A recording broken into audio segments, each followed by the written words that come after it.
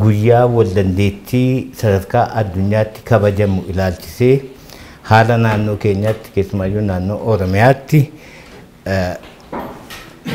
hubannoo hawaasni keenya uummanni keenya dargaggoon keenya akka qabaatu gochuudhaaf dhimmoota bu'uura ta'an wal hubannoon maal akka ta'eef maaliif sadarkaa addunyaatti akka kabajamuuf akkamitti naannoo keenyatti immoo hubannoon kanarratti uumamuu qaba kan jedhu irratti marii goonaa.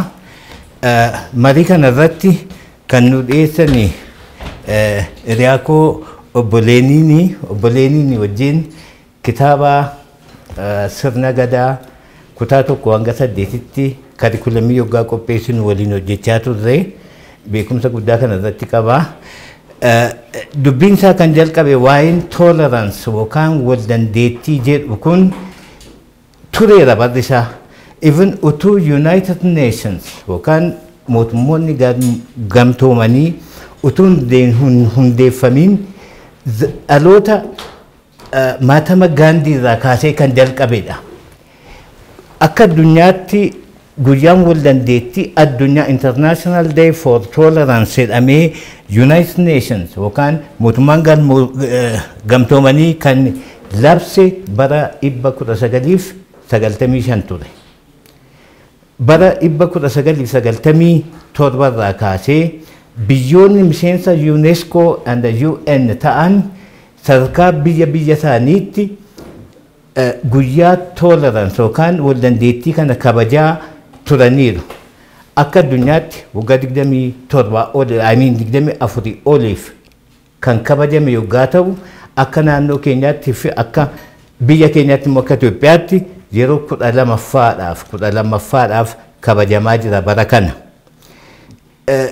Kaayyoon itti kabajamu keessumaa akka naannoo Oromiyaatti yoggaa ilaalu uummanni Oromoo uummatoota hedduu wajjin jiraata.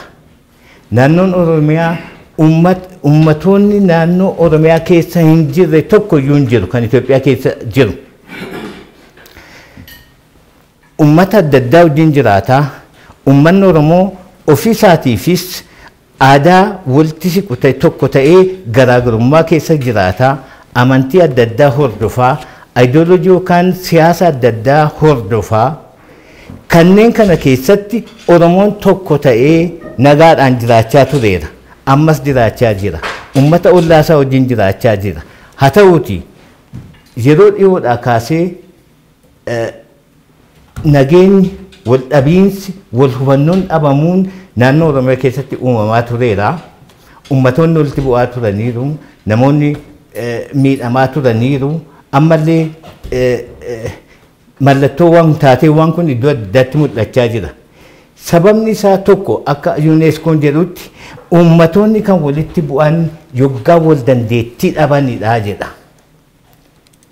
Namni garaagarummaa isaa qabatee garaagarummaa amantii, garaagarummaa gosaa, garaagarummaa ilaalchaa, garaagarummaa eenyummaa qabaatee nagaadhaan waliin jiraachuu danda'a jedha UNESCOon. Kanaaf maal gochuu qabna akkamitti wal hubannoo addunyaa keessatti uummata gidduutti uumuudhaaf kan jedhu obbo Leeniin kan itti deebi'u ta'ee dhimmoota tokko kan kaasuun barbaada sirratti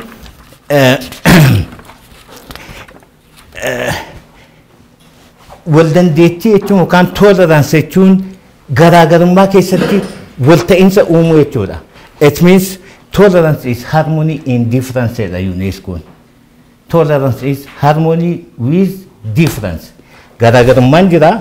Garaagarummaa kana immoo wal danda'anii waliin jiraachuun danda'ama. Namni dhuunfaaf namni dhuunfaa gargar ba'uu danda'a. Ilaalchaan amantaadhaan waan adda addaadhaan. Maatii keessatti garaagarummaan uumamuun danda'ama. Namni wal danda'eedha. Waggaa 50 manaaf abbaa manaan kan jiraatan kan ijoollee horan kan waliin jiraatan ollaa wajjin jiraachuun ollaaf ollaan walitti bu'uu danda'a. Garaagarummaa qabaachuu danda'a. Garaagarummaan kun garuu madda walitti bu'iinsaa ta'uu hin qabu kan jedhudha.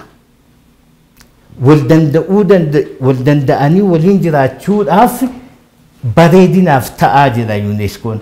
Kanarraa ka'ee akka addunyaatti kabajamuutti jalqabamee ammas kabajamaa jira. Keessumaa sadarkaa addunyaatti yeroo ammaa yoggaa ilaallu balaa adda addaa jira.